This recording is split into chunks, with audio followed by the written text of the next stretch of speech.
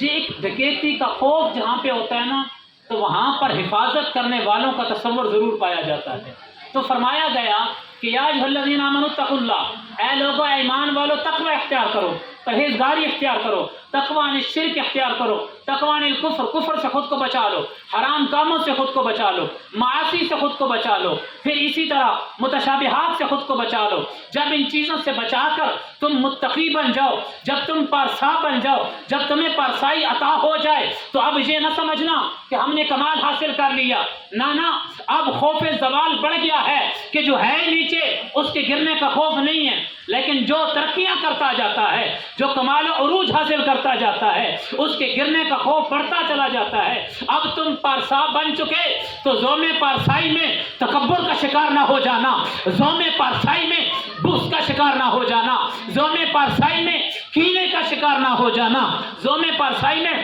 دوسروں کو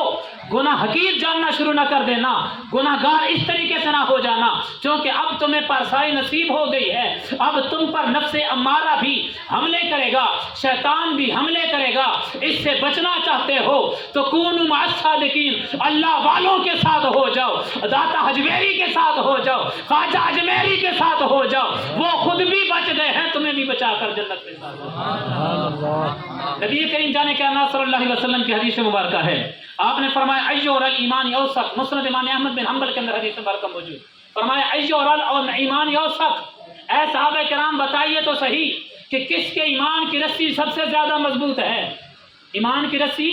کون سی رسی ہے جو سب سے زیادہ مضبوط ہے؟ تو صحابہ کرام نے عرض کی یا رسول اللہ نماز، فرمایا نماز بھی بہتر عمل ہے مگر میری مراد کچھ اور ہے۔ کچھ صحابہ نے کہا یا رسول اللہ زکوٰۃ، کہا یہ بھی بہتر ہے مگر میری مراد کچھ اور ہے۔ کچھ صحابہ کرام نے عرض کی یا رسول اللہ روزے رکھنا، فرمایا یہ بھی بہتر ہے مگر میری مراد کچھ اور ہے۔ کچھ صحابہ کرام نے عرض کی یا رسول اللہ حج بیت اللہ کرنا، کہا یہ بھی بہتر ہے مگر میری مراد کچھ اور ہے۔ پھر کچھ صحابہ کرام نے کہا جہاد فی سبیل اللہ، اللہ کے راستے میں جہاد کرنا، فرمایا یہ بھی بہتر ہے مگر میری مراد کچھ اور ہے۔ اے میرے پیچھے بیٹھے بھائیوں، اللہ کو سلامت رکھے، حضور جانے کائنات کے غلاموں، مضبوط رسی ایمان کی کون سی ہے؟ نبی کریم جانے کائنات نے جب صحابہ کرام نے ساری اپنی باتیں کر لی تو حضور جانے کائنات علیہ السلام نے ارشاد فرمایا کہ ایمان کی سب سے مضبوط رسی یہ ہے کہ جو بھی جس سے بھی محبت کرے، اللہ کی رضا کے لیے محبت کرے، اللہ تبارک و تعالیٰ دونوں کو جنت میں اکٹھا داخل فرمائے۔ کونوا مع الصادقین، سچوں کے ساتھ ہو جاؤ، سچوں کے ساتھ ہو جاؤ۔ اور یہ روایت تو بخاری شریف کے اندر واضح الفاظ کے اندر موجود ہے۔ نبی کریم جانے کائنات نے ارشاد فرمایا یہ خود خالی اپنے اعمال سے بندہ نہیں ہوتا جنت گا، اللہ والوں کو بہت بڑے بڑے مرتبے عطا کرا دیتا ہے۔ اور یہ باتیں ہم اپنے طور پر نہیں کہتے، بعض لوگ سمجھتے ہیں یہ کوئی ڈائلاگ ہے، ہمارا ڈائلاگ نہیں ہے،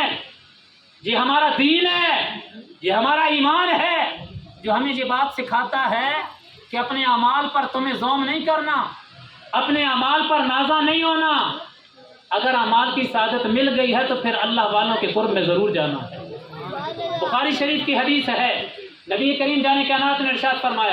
فرمایا کہ بہت سے لوگ کل قیامت کے دن جب جنت میں جانے کے لیے تیار ہوں گے